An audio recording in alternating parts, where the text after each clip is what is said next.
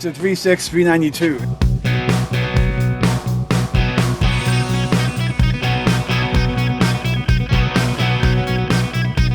This one's a 500 horse Hemi done by Dakota Customs out of South Dakota.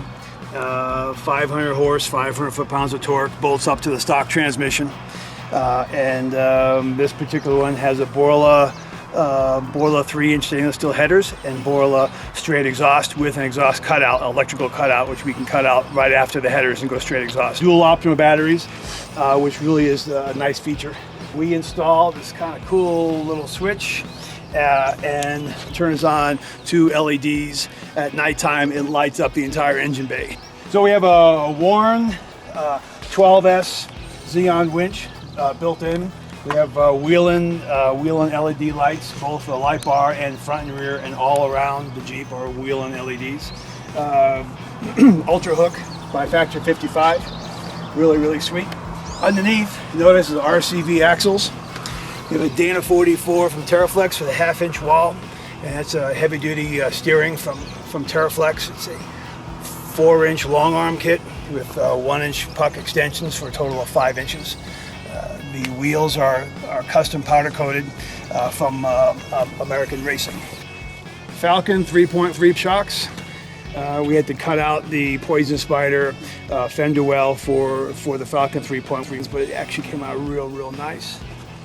Rock Slide Engineering supplied us with a real nice piece for our LED light bar.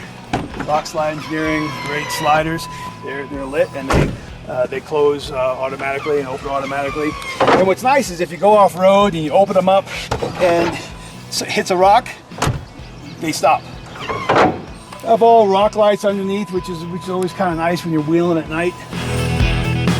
There's your pistol grip. Go look at the Tuffy box underneath. Just on both sides, and they also have matching locks, so you have one key to like. Poison Spider cage. We have a custom switch system that we built. Obviously, we're in the switch business. Since we through Team Tech Off-Road sell Switch Pro, we mounted a Switch Pro system on the left and an S-Tech system on the right. All of the pneumatics are handled by S-Tech. All the electrics are handled by Switch Pro. You can see the sway bar disconnect is there as well. And just for that, just in case you need a little extra protection, that happens to be a 12 gauge and an AR-15, which is always nice to have when hunting season opens up. We have Poison Spider body armor. We painted the body armor to match the Anvil color, so most people don't even know that we've got body armor, but we went ahead and put red vinyl underneath the Spider, so it kind of shows off a little bit. AntiRock on the rear. We do have our sway bar, Rubicon Sway Bar in the front. Underneath here, there we go, Team Tech Off-Road. You see the ARB compressor? Yeah, you got the compressor right there. And then you've got the TTO sway bar disconnect. And we have a snorkel that runs from that ARB compressor up into the engine bay, so we can go through deep water without pulling water into the filter. So you can see we've done all the conversions for Poison Spider LEDs, wheel and backup lights. These are emergency flashers. So if we want to, we turn them on and they'll flash if we're parked someplace and we don't want people to not see us.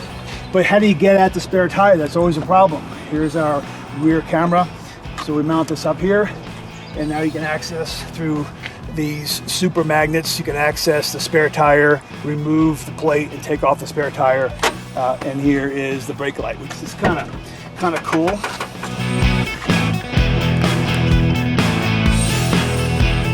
We have a truck vault and a Teraflex shelf system.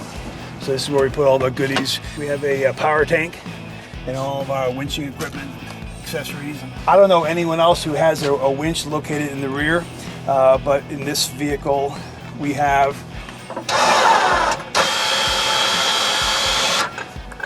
it's a 4,000-pound winch that's used for a UTV. Actually, if you want, you can go underneath and see how we did it. It's kind of neat, and we threaded it right through the trailer hitch. So people say, hey, 4,000 pounds is not enough. Well, we run a snatch block, which almost doubles it. one, and number two, you know, you don't sometimes need more than a couple thousand pounds of push to pull you out when you're in a ditch, and we've had to use it a few times. It's worked out real nice.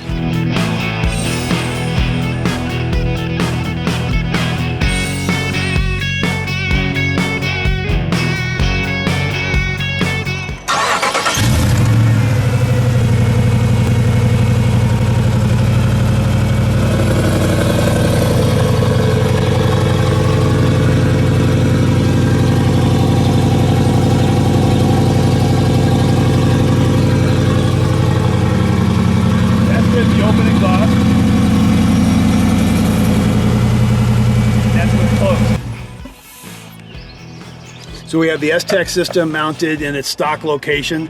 We've put the Switch Pro actually underneath this air box, so it's actually located and hidden underneath just for space purposes. And these are always nice.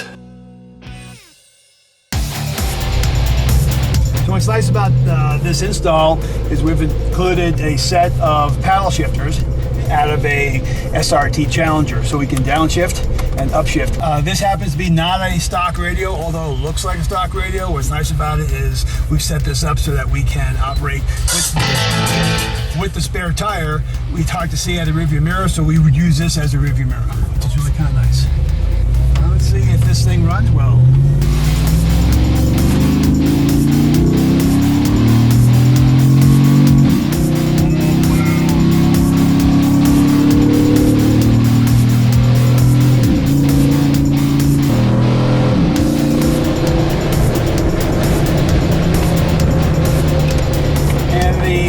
One great thing about this package is we set the suspension up real nice. You can feel, even going over these bumps on the curbs, that it sucks every single bump up. And even though it's on a 5-inch lift, and even though the shocks are set for stiff, look at that. We're bouncing off all the dirt, going through it. There's nothing.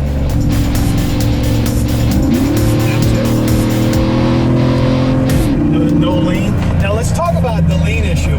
As we went through this with the Rubicon Sway Bar, that we recommend you do not use the Rubicon Sway Bar disconnected while on the road. And you can see this sway bar is connected. We're going to go ahead and we're going to disconnect the sway bar. And we're going to do the same thing, and I want you to see how much lean you're going to have. Here we go. It's now disconnected. Now we're going to go ahead and reconnect it. So that's the difference.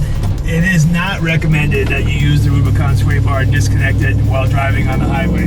But it's nice to know that when you're off-road at higher speeds and high range, like you commented, that you can in fact disconnect your sway bar.